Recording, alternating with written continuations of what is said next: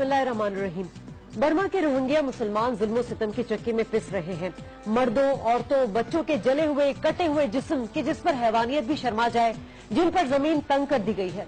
नाज़रीन, आज का प्रोग्राम इन्हीं मजलूमों के लिए आज न्यूज ने कोशिश की कि शायद हमारी आलमी आवाज जो है वो आलमी तंजीमों और उम्मत मुस्लिमा को झंझोड़ दे, आलमी मीडिया और दीगर चैनल्स की आंखें खोल दें। आइए हम आपको पहले दिखाते हैं कि हम किस चीज से गाफिल हैं। रिपोर्ट देखिए।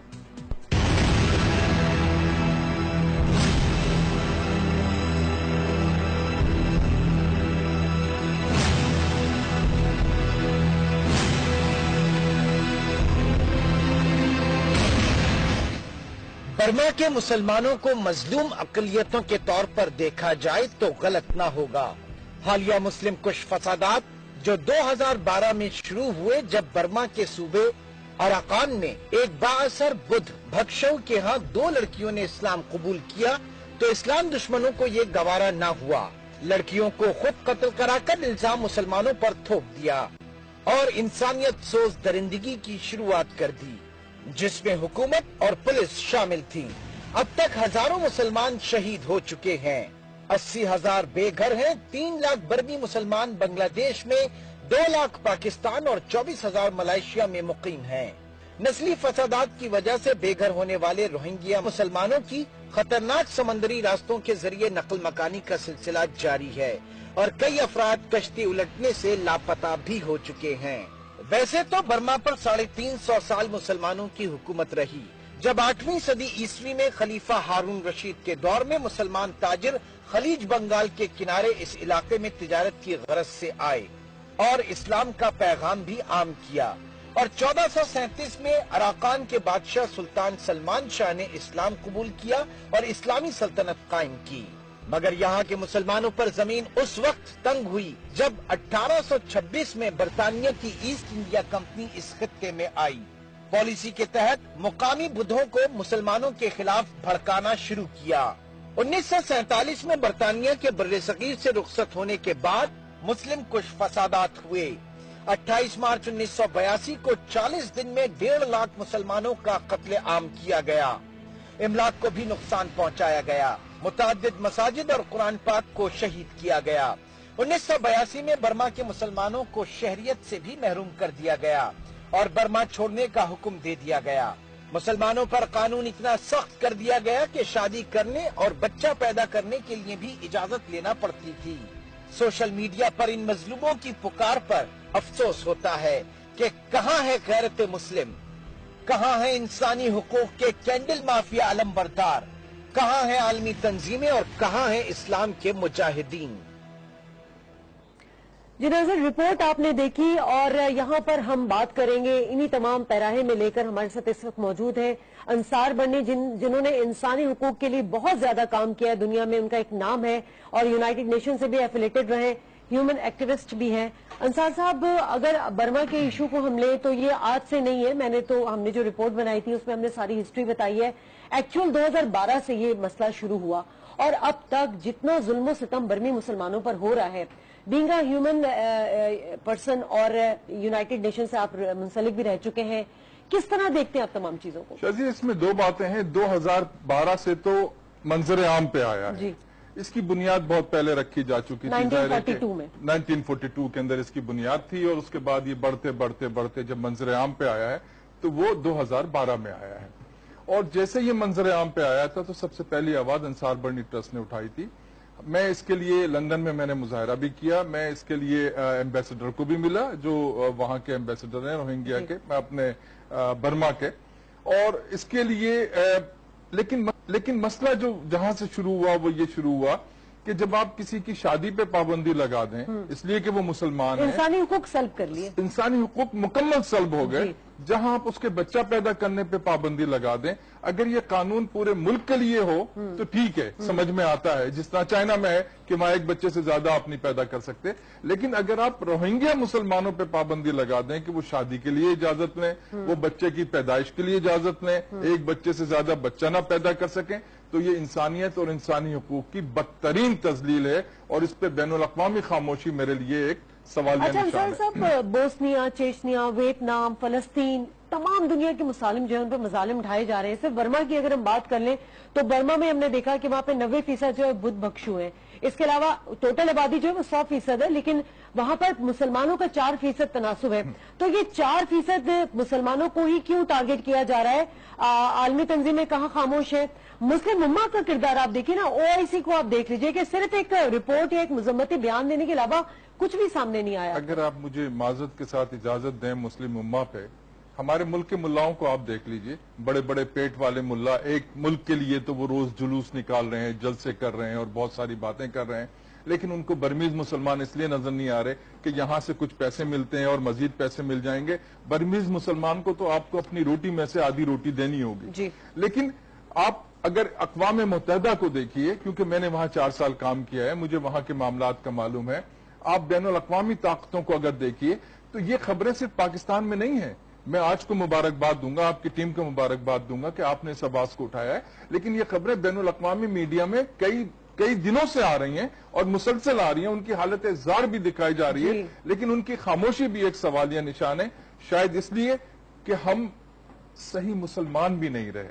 ہمارا اسلام حکمرانوں کی بات کر لیں یا برمی حکومت کی بات کر لیں تو ان کا تو اپنا ایک مفاد ہے, اور وہ مفاد یہ ہے کہ چونکہ وہاں پہ سرکاری طور پہ کوئی مذہب نہیں ہے, بخشوؤں کا جو ہے وہ بہت زیادہ ان کا ایک اہم کردار ہے برمی حکومت کے ساتھ. اسی لیے فوج نے اور برمی حکومت نے اس کو جانے دیا کہ اگر مظالم ہو رہے ہیں تو ٹھیک ہے, کیونکہ ان کا ووٹ بینک ہے. آنگ سان سوچی کی بات کروں گی, نوبل انعام یافتہ ہے وہ, اور امن کے لیے جو ہے ان کا بڑا نام ہے. برما ان کا اپنا دیس ہے. نیلسن کی منڈیلا نیلسن خاتون سمجھا جاتا ہے ان کو, ان کے آلٹرنیٹ پہ. لیکن میں انصار بھائی آپ کو یہ بھی بتانا چاہوں گی کہ انہوں نے صرف ایک کمنٹ دیا تھا, ایک ان کا بیان سامنے آیا تھا, اور یہ آیا تھا 20 اپریل 2013 کو جاپان میں. انہوں نے اس وقت کیا کہا تھا میں اپنے ناظرین کو بھی سنانا چاہوں گی, اور آپ بھی اس کو سنیے پھر ڈسکس کرتے ہیں.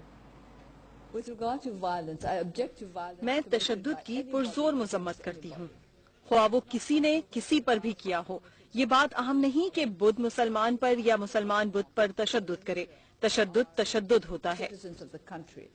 روہنگا کے حوالے سے یہ ہے کہ وہ برما کے شہری ہیں یا نہیں, اس بات کا انحصار اس بات پر ہے کہ ان کی برما میں قانونی حیثیت کیا ہے. یہ بھی بات اہم ہے کہ 1982 کے سٹیزن شپ کے قوانین اور آج کے سٹیزن شپ کے قانون کی کیا حیثیت ہے, یہ ایک الگ بات ہے. What we have to find out is whether all those who are entitled to citizenship under the present law have been given citizenship. لیکن دیکھنا یہ ہے کہ وہ تمام افراد جو اس مسئلے میں پھنسے ہوئے ہیں کیا ان کو تمام شہری قوانین ملے ہیں یا نہیں, اور یہ کہ وہ قوانین بین الاقوامی انسانی حقوق پر پورے اترتے ہیں یا نہیں. اب یہ برما کی حکومت کی ذمہ داری ہے کہ وہ ان لوگوں کو برابر سے حقوق دے سکے گی یا نہیں. To face the issue of citizenship.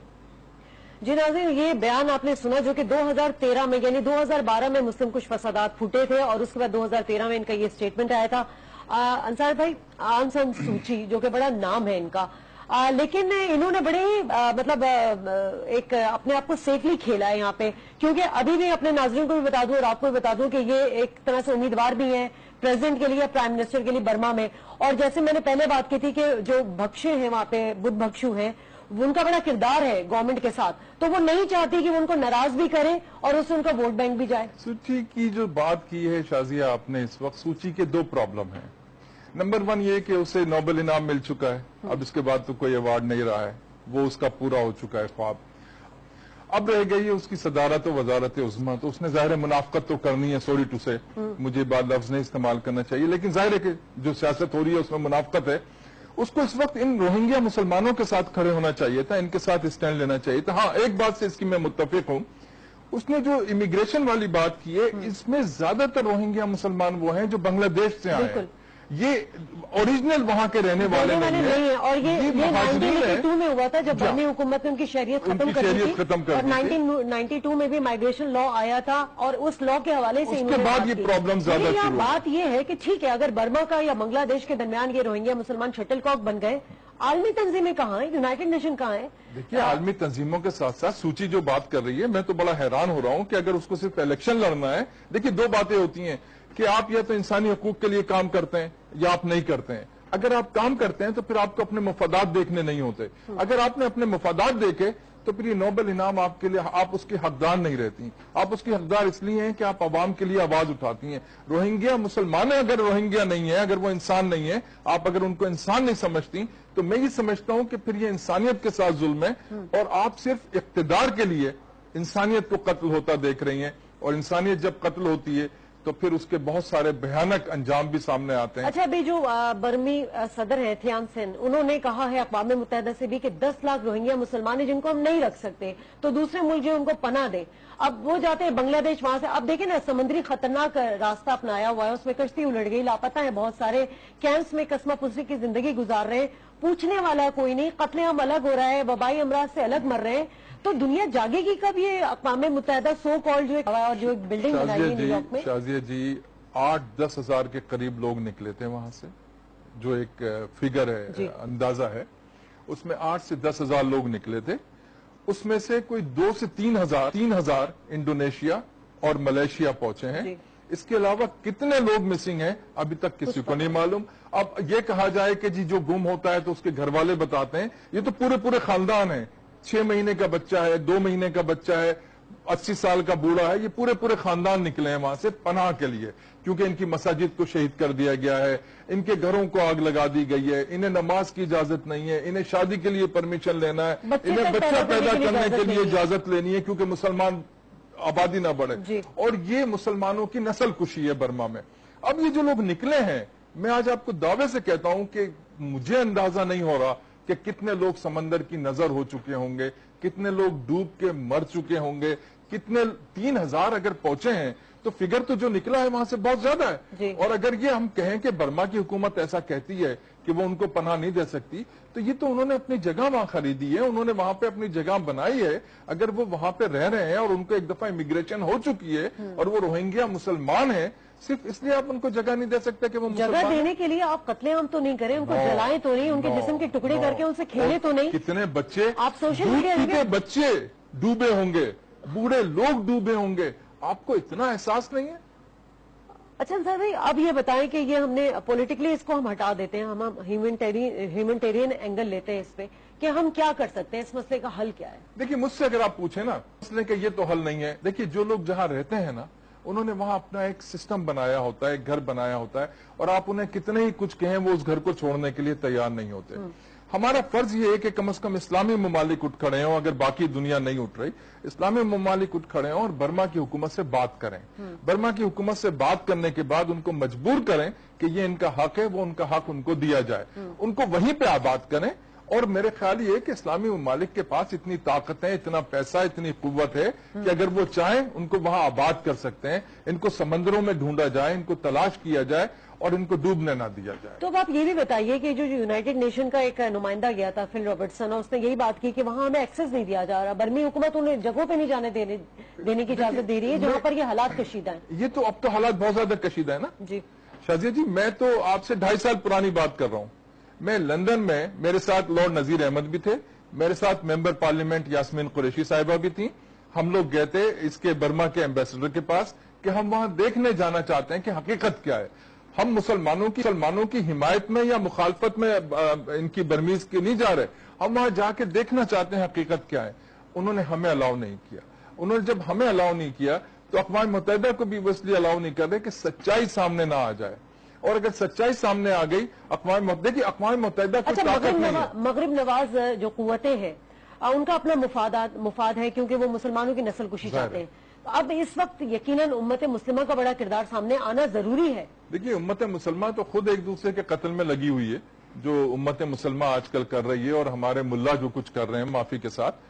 میں اس کو اس انداز میں لوں گا کہ ہم اس وقت اس سے امت مسلمہ سے نکل جاتے ہیں. چلیں آپ مجھے پھر بتا دیں کہ اس مسئلے کا حل کیا ہے, آپ کیا سمجھتے ہیں؟ اس مسئلے کا حل یہ ہے کہ ایک تو آپ نے جو کچھ کیا, تھینک یو ویری مچ, انسانی حقوق کے حوالے سے آج ٹی وی کا, آپ سب لوگوں کا, کہ ایک آواز اٹھی. اب اس آواز کے ساتھ ہمیں آواز ملانی ہے. اگر پوری قوم اٹھ کھڑی ہوتی ہے اور ہم کہتے ہیں کہ بھئی ہم ایک اس انداز میں ان کی مدد کرتے ہیں کہ ہم برما کو مجبور کرتے ہیں, مثلا ہمارا پرائم منسٹر ان سے بات کرے, ہمارا پریزیڈنٹ ان سے بات کرے, عالمی طاقتیں ان سے بات کریں, یعنی اقتدار کے ایوانوں میں جو ہے آواز اٹھانی ضروری ہے. انصار غنی صاحب آپ تشریف لائے. اور ناظرین پروگرام کا اختتام صرف میں اس بات سے کروں گی کہ حضور پاک صلی اللہ علیہ وسلم کا ارشاد ہے کہ تمام مسلمان جسد واحد کی طرح ہیں. جسم کے ایک حصے کو تکلیف ہو تو اس کا درد پورا جسم محسوس کرتا ہے.